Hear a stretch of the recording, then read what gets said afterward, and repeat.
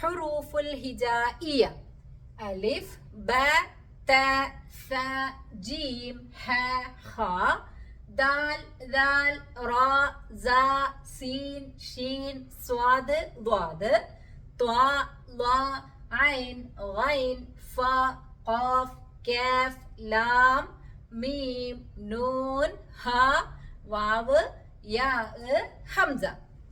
ഹംസ അടക്കം 29 അക്ഷരങ്ങളാണ് അറബി ഭാഷയിൽ നമുക്ക് കാണാൻ സാധിക്കുക. നമുക്ക് നേരത്തെ ഉള്ള ഒരു സംശയമാണ് ഈ അലിഫും ഹംസയും തമ്മിൽ എന്താണ് വ്യത്യാസം എന്നുള്ളത്. നമുക്ക് നോക്കാം.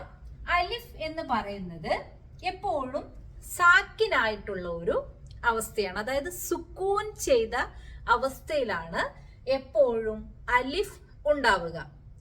സുക്കൂൻ ചെയ്ത അവസ്ഥ ആയതുകൊണ്ട് തന്നെ ഒരു വാക്കിന്റെയും തുടക്കത്തില് നമുക്ക് ആരെ കാണാൻ സാധിക്കുകയില്ല?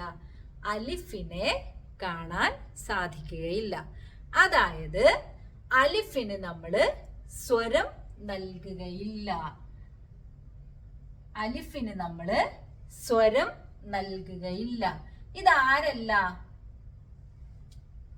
അലിഫല്ല. ഇതാരല്ല? അലിഫല്ല. അലിഫിന് എപ്പോഴും സുക്കൂനായിരിക്കും, സ്വരമില്ലാത്ത അവസ്ഥയായിരിക്കും. എന്നാൽ ഹംസക്കോ? ഹംസക്ക് നമ്മള് ഫത്ഹ കൊടുക്കും, കെസ്ര കൊടുക്കും, ദമ്മ കൊടുക്കും, അതായത് സ്വരം നൽകും. ആ ഇ ഉ. നമ്മൾ ഈ ആ ഇ ഉ എന്നൊക്കെ പറയുന്നത് ഹംസയാണ്, അത് അലിഫല്ല. നമ്മളൊരു വാക്കിന്റെ തുടക്കത്തിൽ ആ പറഞ്ഞുകൊണ്ട് നമ്മൾ തുടങ്ങുന്നുണ്ട് എങ്കിൽ അത് അലിഫല്ല, ഹംസയാണ്.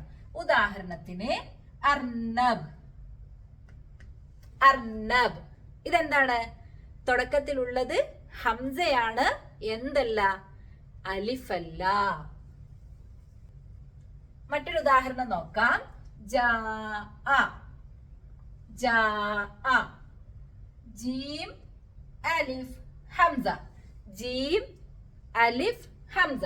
ജീം എന്ന അക്ഷരത്തിന് നമ്മൾ ഫത്ഹ കൊടുത്തു, ഹംസ എന്ന അക്ഷരത്തിന് നമ്മൾ ഫത്ഹ കൊടുത്തു. എന്നാൽ ഇവിടെ നടുവിലുള്ളത് ആരാണ്? അലിഫാണ്, അതിന് സുക്കൂനാണ്. അപ്പൊ നമ്മള് അലിഫിനെ ഉപയോഗിക്കുന്നത് ഒന്ന് ഒരു ലോങ് സൗണ്ടിന് വേണ്ടിയിട്ടാണ്, ഒരക്ഷരത്തെ നീട്ടാനാണ്. ജാഅ. ജാഅ. എന്നാൽ ഹംസയെയോ നമ്മൾ എന്തിനുപയോഗിക്കൂല? നീട്ടാൻ, മദ്ദിന് വേണ്ടിയിട്ട് നമ്മൾ ആരെ ഉപയോഗിക്കൂല?